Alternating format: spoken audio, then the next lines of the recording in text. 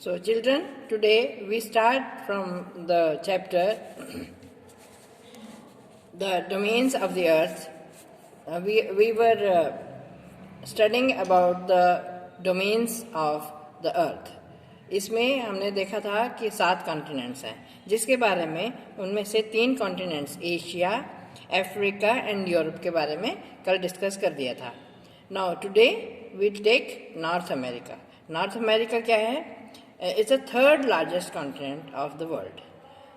और इसका जो नैरो स्ट्रिप है, जो साउथ अमेरिका के सबसे नीचे आप देखेंगे, जैसे ही आप लोग इसमें देख रहे हैं, इस मैप में देख रहे हैं, ये साउथ अमेरिका है, नॉर्थ अमेरिका है, sorry, this is north America है. इसकी जो टिप है, ये सबसे नीचे की टिप है. यहाँ आप देख रहे होंगे, ये देख रहे होंगे, आपके बुक में भी है, आप इसे देखेंगे तो इसमें ये जो स्ट्रिप है, इसको कहा जाता है इस्थमस ऑफ पनामा. तो ये जो कॉन्टिनेंट है in the northern and western hemisphere, ये कहाँ पे है? नॉर्थर्न और वेस्टर्न दोनों तरफ फैला हुआ है. एक तरफ नहीं है, नॉर्थ में भी है और वेस्ट में भी है. और इसके ओशन, 3 ओशंस, इसके आसपास 3 ओशंस हैं. कौन कौन से? Pacific Ocean, Atlantic Ocean and Arctic Ocean. Canada and USA together from Anglo America. तो कनाडा और यूएसए दोनों अमेरिका ही कहलाए जाते हैं, और इनको क्या कहा जाता है? Anglo America. और इसका क्या है? The Caribbean islands are also called West Indies. इनमें जो वेस्ट इंडीज आप लोग देखते हैं, जो आप क्रिकेट में टीम है, तो वो कैरेबियन आइलैंड्स को जो सब आइलैंड्स जब इकट्ठे मिल जाते हैं, उनको वेस्ट इंडीज कहा जाता है. Greenland is also a part of this continent and is controlled by Denmark. तो ग्रीनलैंड आइलैंड्स जो हैं, वो ग्रीनलैंड जो है वो भी वहाँ पे है, और ये इसको कंट्रोल कौन करता है? Denmark. There are 5 great lakes between Canada and USA. तो ग्रेट लेक्स जो है, इसमें 5 ग्रेट लेक्स हैं बिटवीन कनाडा एंड यूएसए. बीच में नहीं, बिटवीन. यूएसए और कनाडा के बीच में जो है, आप लोग बड़ा वाला वर्ल्ड का मैप देखेंगे या ग्लोब में देखेंगे तो आपको ये 5 लेक्स आपको दिख जाएंगी. No, South America. South America lies mostly in southern hemisphere. It is the 4th largest continent and is surrounded by 2 oceans. तो ये क्या है? ये 4th लार्जेस्ट है साउथ अमेरिका. तो ये इसके आसपास सराउंडेड होता है, इसके आसपास 2 ओशंस हैं, the Atlantic and Pacific. The Andes पर्वत, अभी ऊपर हमने पढ़ा था कि एंडीज पर्वत है. World's longest mountain range runs through its length from north to south. North से लेके साउथ की तरफ सबसे बड़ा पहाड़ है एंडीज, जो उसके साथ साथ चलते हैं. South America has the world's largest river, the Amazon. जो अमेजॉन रिवर है, वो अमेरिका के साउथ अमेरिका में ही बहती है, जो वर्ल्ड की सबसे लंबी रिवर है. The lowlands occupy about half of South America. The 3 rivers namely Orinoco, the Amazon and La Plata drain this reason.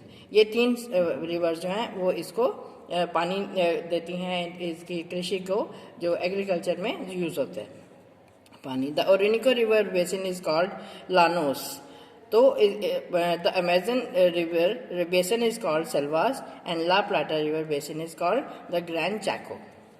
Now Australia. Australia is the smallest continent. अब आपने देखा कि वो सारे बिग है, चाहे कोई लार्ज है, चाहे कोई 6 है, लेकिन ऑस्ट्रेलिया आपने देखा होगा, अगर आप मैप में देखेंगे तो मैं अभी आपको मैप में दिखा रही हूँ, ये दिस इज ऑस्ट्रेलिया. ये आपने देखा है, ये सबसे छोटा कॉन्टिनेंट है. तो इसके बारे में हम देखते हैं कि this is the smallest continent and the 6th largest country in the world. ये जो है देश जो है, ये 6th स्थान पे आता है. जब क्या होता है इसको, जब ये उसमें आता, तो अगर हम उसमें बड़ी कंट्री छोटी कंट्री देखें तो ये 6th लार्जेस्ट कंट्री में आता है. Now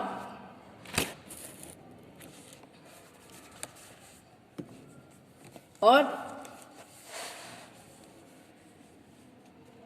from 10 degrees south to 40 degrees south latitude and from 112 to 154 degree east longitude and lies entirely in the southern hemisphere. ये बिल्कुल ही southern hemisphere में. और it is called an island continent. ये island है क्योंकि आइलैंड क्या होता है, चारों तरफ उसके समुद्र या पानी होता है। तो ये आप मैप में अगर देखेंगे तो इस कॉन्टिनेंट के आसपास सारे पानी है, इसीलिए इसको कॉन्टिनेंट कहा जाता है। Because it is surrounded on all sides by ocean and seas. New Zealand is also a part of Australian continent. अब न्यूजीलैंड में भी आप देखते हो, न्यूजीलैंड में भी क्रिकेट की टीम है न्यूजीलैंड की, तो ये भी कहाँ पे है, ये भी ऑस्ट्रेलियन कॉन्टिनेंट का ही एक हिस्सा है। It is separated from Australia by the Tasman Sea. जो न्यूजीलैंड है वो ऑस्ट्रेलियन कॉन्टिनेंट से तस्मान सी के कारण सेपरेट हुआ हुआ, अलग अलग। नेक्स्ट हम देखेंगे Antarctica. Antarctica completely is in the southern hemisphere. ये जो एंटार्क्टिका आप लोग देखते हैं सबसे नीचे है, ये मैं अभी आपको दिखाती हूँ, ये सबसे नीचे, ये देखेंगे ये मैप में, तो ये सबसे नीचे एंटार्क्टिका है। तो अब हम देखेंगे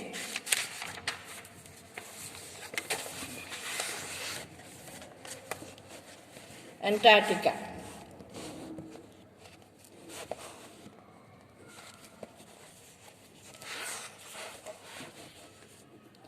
Antarctica, completely in the southern hemisphere, is the fifth largest continent.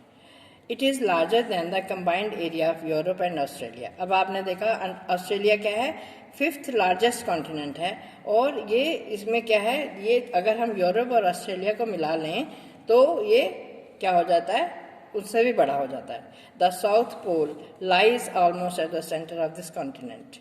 It is permanently covered with thick ice sheets and hence it is called the white continent. क्योंकि यहाँ ये सारा साल बर्फ जमी रहती है, इसको इसलिए वाइट कॉन्टिनेंट भी कहा जाता है। There are no permanent human settlements here. यहाँ कोई भी इतनी ठंड में कौन रहेगा, कोई रह नहीं सकता। India also has research stations there. वहाँ पे रिसर्च करने के लिए बहुत सारी स्टेशंस बन गए हैं, बहुत सारी कंट्रीज ने लगाए हैं वहाँ। तो जो वहाँ पे रिसर्च स्टेशन है उसका नाम है मैत्री, जो 1988 में वहाँ पर बनाया गया, और दूसरा है दक्षिण गंगोत्री जो 9 जनवरी 1982 में बनाया गया। Next is hydrosphere. Water covers hydrosphere का, हाइड्रो का मतलब पानी होता है, आप लोगों ने साइंस में भी पढ़ा होगा। Water covers a very big area of earth surface and this area is called the hydrosphere. The hydrosphere comprises water in its forms, that is ice, water and water vapor. Surface water in ocean, rivers and in lakes, ice in glaciers, underground water and the water vapor in atmosphere are comprise the hydrosphere. जितने भी हमारे समुद्र हैं, नदियां हैं, झीलें हैं, ये और जो ऊपर से जो बारिश होती है, इसको कहा जाता है hydrosphere. The Earth is called the blue planet because approximately 70% of Earth's total surface is covered with water. तो अब हमारी अर्थ को क्या कहा जाता है, ब्लू प्लैनेट। क्यों? क्योंकि यहाँ 70% जो अर्थ का टोटल सरफेस है वो पानी से कवर हुआ हुआ है। But it is not suitable for use because it is too salty. लेकिन जो पानी है वो क्यों हमारे यूज़ में नहीं, क्योंकि ये सॉल्टी है, ज़्यादातर समुद्र है, इसलिए वो नहीं आता है। तो इसलिए हमें फ्रेश वाटर को हमें जो है संभाल के चलना चाहिए, वो बहुत ही कम है। और जितने भी all ocean and seas are interconnecting according to their size. There are only 4 officially recognised oceans on the earth. केवल 4 रिकॉग्नाइज्ड ओशंस हैं जो कि हमने रिकॉग्नाइज किए हैं। कौन से हैं? Pacific Ocean, Atlantic Ocean, Indian Ocean and Arctic Ocean. The Southern Ocean और the Antarctic Ocean is not yet officially recognise. इसको अभी तक रिकॉग्नाइज नहीं किया गया है। ठीक है, ओके। तो अब हम कल पढ़ेंगे पैसिफिक ओशन और Atlantic ocean. So today it's we stop here and take it another tomorrow. Okay, bye.